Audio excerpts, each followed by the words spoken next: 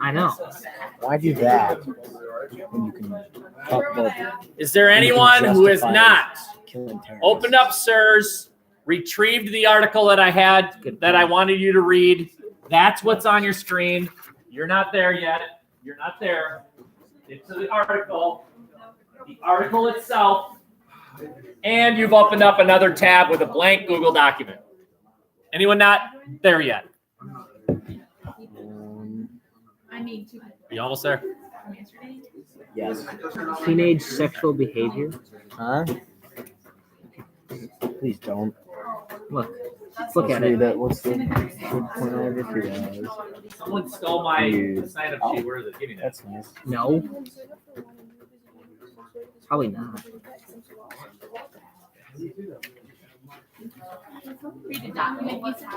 Caitlin, breathe. Okay, I'm going to pretend that I'm writing a paper like you're writing a paper, and the paper I'm writing about is, should the voting age be lowered to 16? Say, by the way, speaking of voting, where are my 18-year-olds? Vote today. Vote. You don't know. Okay, well, there's a referendum. There's a referendum on this building. It's asking the taxpayers of Somerset to pay a little bit more. I really don't even. Do any of you at the desk know what are they asking for as far as property tax increase? For one of them, it's like $30. It does, but I think it's per 100,000. They're asking you to pay like $10 or something like that. Okay. And then with that money, they're going to gut. This will be gone. This room that we're right now in will be gone. Yeah, they're making more of a commons area. It doesn't really affect you seniors. You'll be gone. But think of your fellow man. Think of me. So if this becomes a commons, where the library go? Anyway, I'm going to pretend I'm writing a paper on should the voting age be lowered to 16. Whatever your topic is, that's what you're writing a paper on. But let's just pretend for the moment. So I'm gonna click on View All Issues. You've already done this. V for voting. Voting age. There it is. Okay. And now I'm doing the upper left article, which is arguing yes. Should the voting age be lowered is the question. Okay. And so here's my article. Your job by Friday, as in this Friday, is to finish questions 1 through 12 for that first article. Next Friday, you will read article number 2 and answer questions 1 through 12 for that article. The following Friday, you will answer the first article for the other side and answer questions 1 through 12 for that article. And then 4 Fridays from now, you will have read the second article for the no side and answered questions 1 through 12 for that. In other words, in 1 month, you will have read 4 articles, 1 article per week. Now, I know, because I see some of you in here, there are some go-getters in here. You could have all 4 of these assignments done tonight. Go ahead, read all 4, be my guest. But if you're a procrastinator, and by definition, teenagers are procrastinators, you don't have to do it that way. Just 1 per week.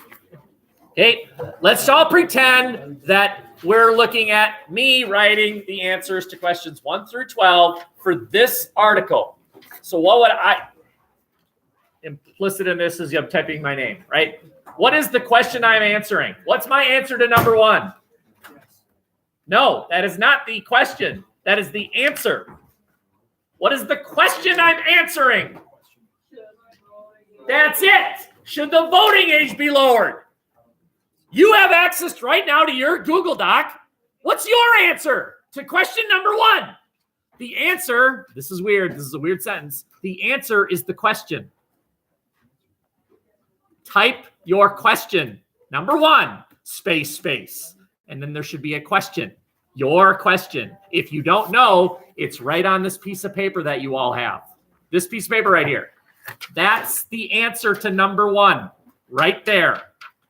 The question you're answering. The question is the answer. The question is the answer. Good, you're all typing. I continue to say this. This class is an elective. You did not have to take this class. I don't want you to be worrying about this class late at night because the assignment's due. Let's just do it now. Number 2, it says article number. Anyone want to take a shot? 1! Your first article. Next week, it'll be 2. The week after, for some reason, it'll be 4. And then the week after, it'll be 3 again. That's a joke. I don't mean it. This week, it's 1. Next week, it'll be 2. The week after, it'll be 3. And the week after, it'll be 4. This is your first article you've read. It's article number 1. The answer to number 2 is number 1. Good grief. The answer to number 1 is the question, and the answer to number 2 is number 1. What the heck? Is this Bizarro World? Or should I say no thank you? Because in Bizarro World, no thank you means thank you. Cars. The movie Cars.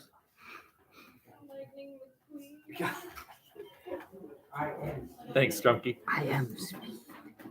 Okay, what's my answer to number 3? It says article title. What is my answer? It's the green words in bigger print. What's your answer? You got to find your article. Don't talk about my mom. My mom's dead. She's dead to me. That's What's that supposed to mean? There's a statement there, Potter. She's deaf. For that dad deaf? Deaf people are no good. Is that because you have the cultural license? You can't do that. The answer to number 3 is in green. It's your article title. There it is. Al-Qaeda. What are we doing? We're attacking this. Al-Qaeda, more like weirdo. Am I right, Will? What? Al-Qaeda, more like weirdo. More like roly poly. That's not what we're talking about. It's still funny though.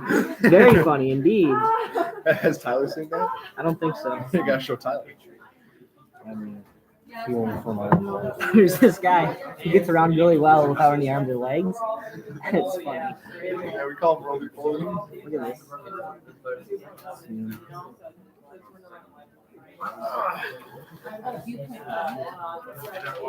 I'm gonna find myself an article. Is that man Snapchatting with his mouth? Yeah. Or he doesn't have any arms. That hurts me. Or Tyler. Or legs, Tyler. How else do you want him to do it? Oh, excuse me. The most masculine way possible, of course. He has a girlfriend. So that must mean. You better be clapping, man. I don't know if he's clapping it or she's clapping it. Oh, Yeah, she'd be clapping him. that's no bueno at all.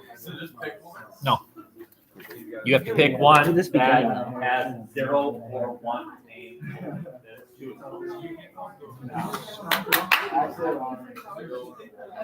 Okay.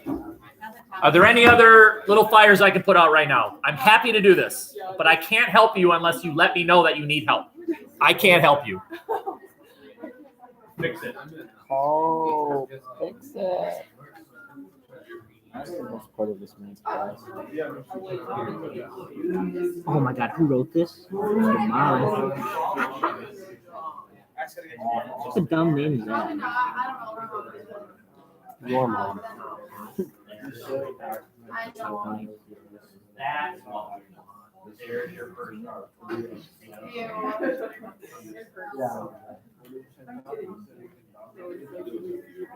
Anybody else? Little fire I can put out.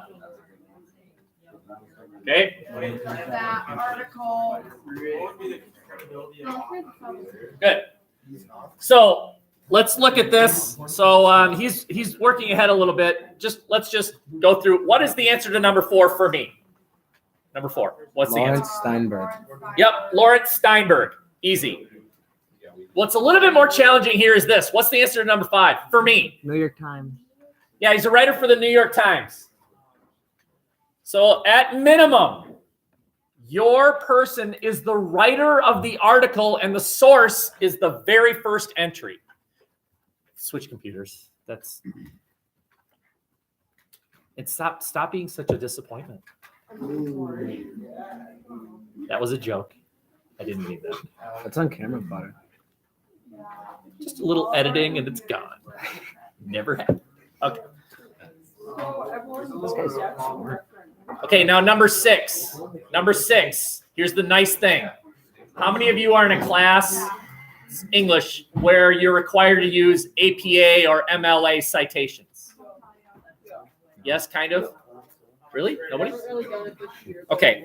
The nice thing about SIRS is it does it for you. At the bottom of the article, if I were to drag all the way to the bottom,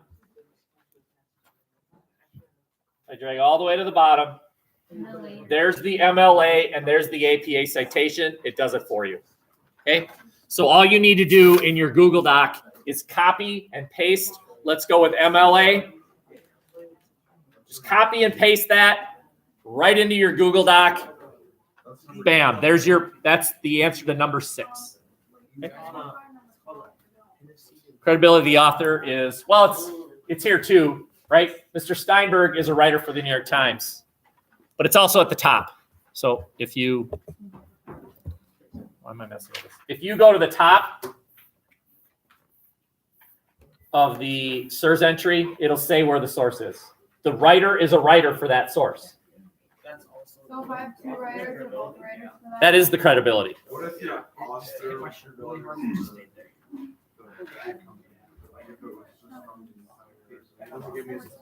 Yeah, check that.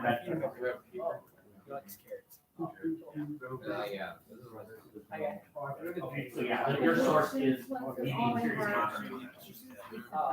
or your source is the BBC. You know what BBC is?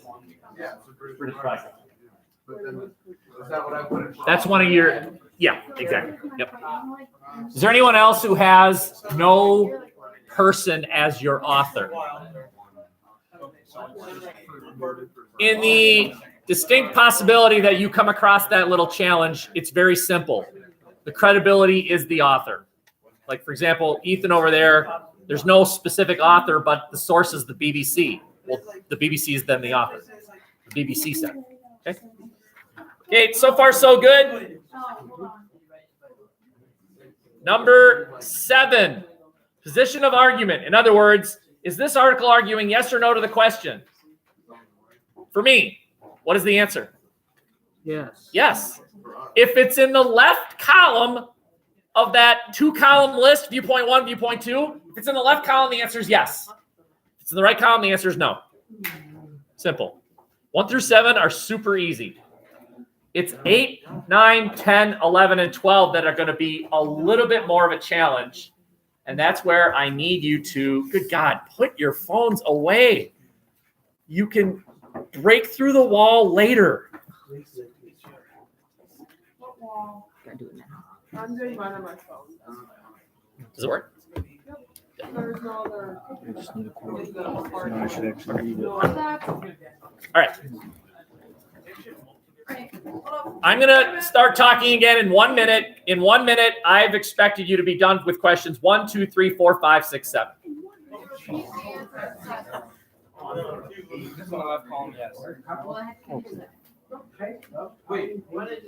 For almost all of us, the answer to number 7 should be yes, because I told you to read the upper left article. Answer number 7 should be yes. It doesn't matter if you agree or disagree. This is what the article is arguing, not what you're arguing. That might have sounded like I was angry. I'm not. No. This paper, you are presenting the arguments of both sides. You will side with one or the other, but let's worry about that later. You are going to be presenting the arguments of both sides of the answer. Okay? I have an opinion about whether or not the voting age should be lowered to 16, but I'm not worried about getting my point across yet. I'm going to read arguments for those people that say, yes, it should be lowered, and no, it should not be lowered. Okay? I'll worry about why later. I'll worry about expressing my opinion later.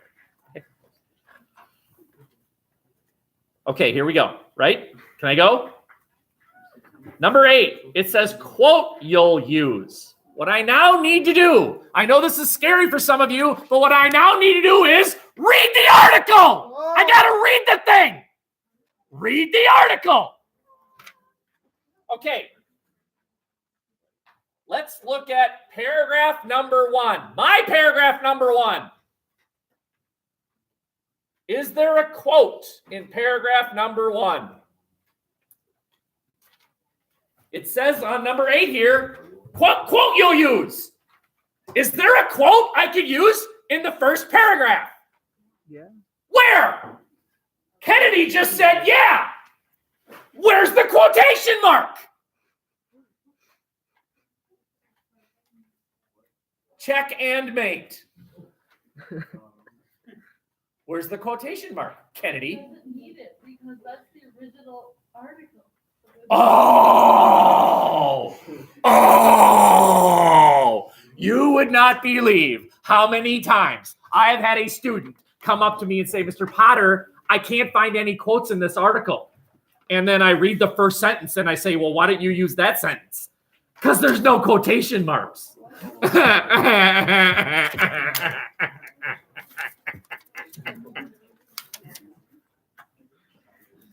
And then I feel better.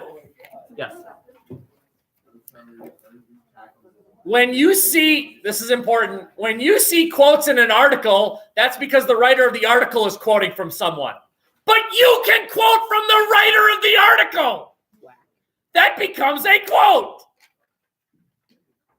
The quote is making an argument. Let's see if there's anything in paragraph number 1 that's making an argument. Young people who have come forward to call for gun control in the wake of mass shootings at their high school in Parkland, Florida, are challenging the tiresome stereotype of American kids as indolent narcissists whose brains have been addled by smartphones. They offer an inspiring example of thoughtful, eloquent protest.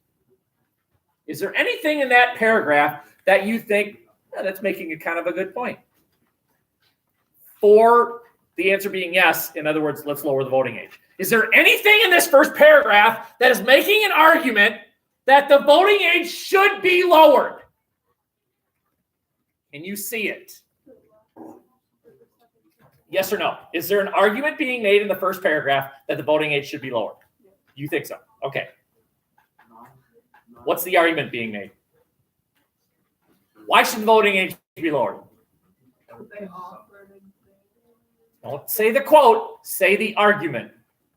What is the argument being made? Right now I'm asking a different question. I'm asking what the argument is being made in paragraph number 1. And she attempted to say, well, and then she started quoting. What is the argument being made? The answer to number 9. What is the argument being made? Where will you find the answer to number 9?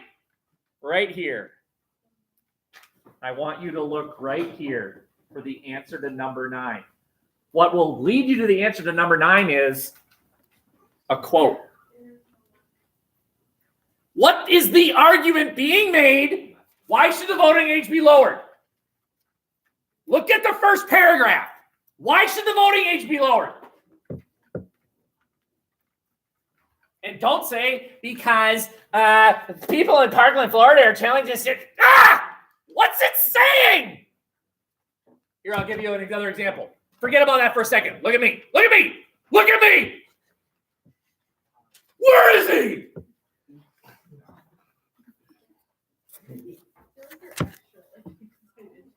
Okay, question. Don't take this personally. Is Will smart? No. Don't answer that yet. Hey, and now I have a quote. I have a quote from his math teacher. Who's your math teacher? Right now, Cookie Monster? Schultz? Okay. I have a quote from Schultz. Schultz decided to write an article for the New York Times. And Schultz's first paragraph is, Will got a perfect score on the last test. That's the quote. I didn't. Okay. The article's position is Will is smart. Yes. Why is Will smart? What is the reason Will is smart? Because he's dumb. He got a good grade. Now prove it. There it is. Do you understand? The quote is he got 100%, but the argument is he's good at math. It didn't say he's good at math. It said he got 100%. But our brains were able to say that means he's good at math. Look at this paragraph again. Look at it. Look at it. Where is he? What is the argument being made? The voting age should be lowered. Why? Because reason. Come on. Teenagers are smart. Thank you. Thank you. Look. Teenagers are smart. That's the argument. The quote is maybe this sentence. That challenging, tiresome stereotype, that I'd say that whole first paragraph is the quote.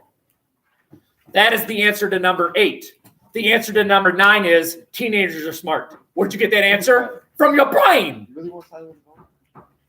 Your job is to answer questions 8 and 9. The answer to number 8 are the words on the piece of paper or your computer screen. The answer to number 9 is what you think it means. You will get the answer to number 9 from your brain. You will get the answer to number 8 from the computer screen. This requires you to do something kind of scary. Think. You got to look at it and say, okay, what is this paragraph saying? What is the argument being made? Okay, I'm going to keep going here. Go ahead. Would the answer to number 9 be pretty much the same as number 7 then? No, 7 is yes. The end. Oh, it's just yes. 9 is why. Oh. Okay. Now, let's keep going here. I want us to stick with this. It says for number 10, example, specific example, a specific example that teenagers are smart. Now, where are you going to get that? In there. Okay. Sam. One source, he's exactly right. One source is, we'll keep reading. Maybe in the article, there's some evidence that Parkland teenagers are smart.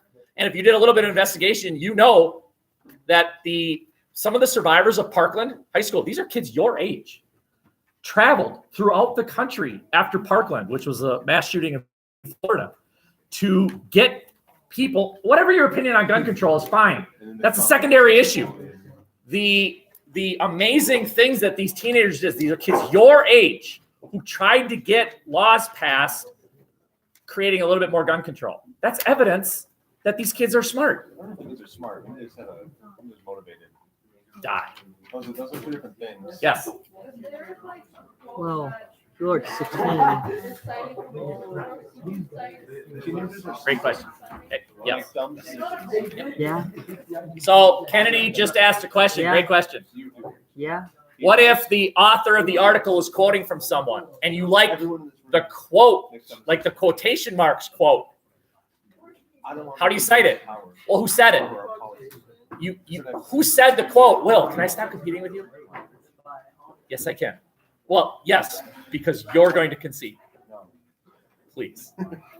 Hey, when you find a quote within the article, make sure that the person that said it is the person that you said is saying it, but then the footnote is where you have the writer of the article. Right? So that's where the speaker and the writer are different. Okay.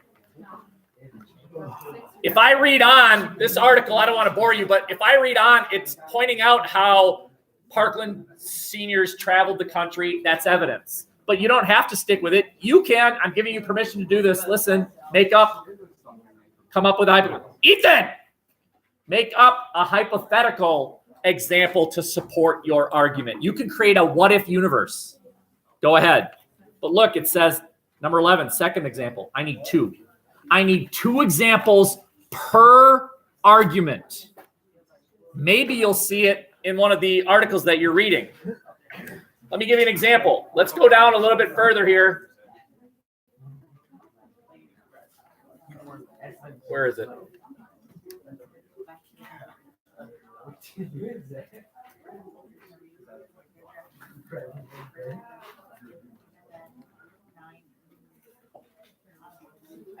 Where is it?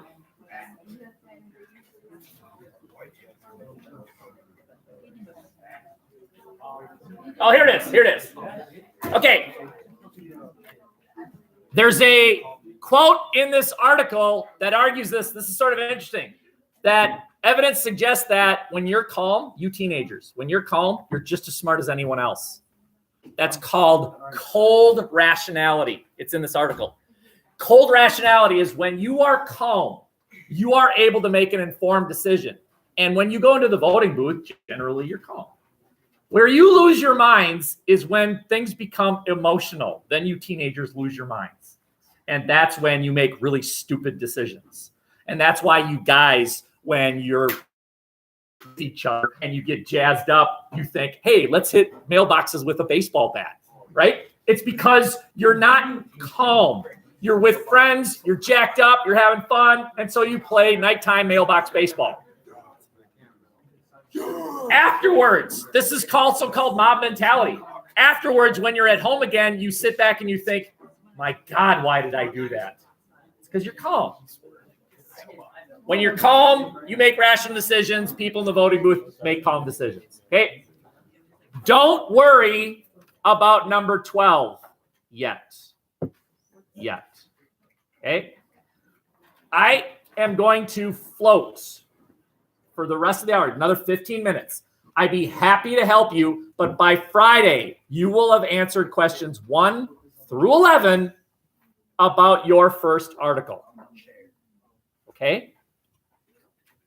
Also, just as I have your attention, I'll be with you in just a second. Just as I have your attention, there are still about 1/3 of you who have not turned in your Vietnam paper.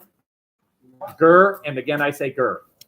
There are still about 10 of you who have not done your Sunni Shiite Kia. Gur, and again I say Gur. There are still about 10 of you who have not done the Persian Gulf War test. What are you waiting for? Okay. Rest of the hour, I'm floating. You're taking care of business. Some of you are working ahead because you're go-getters. I will float.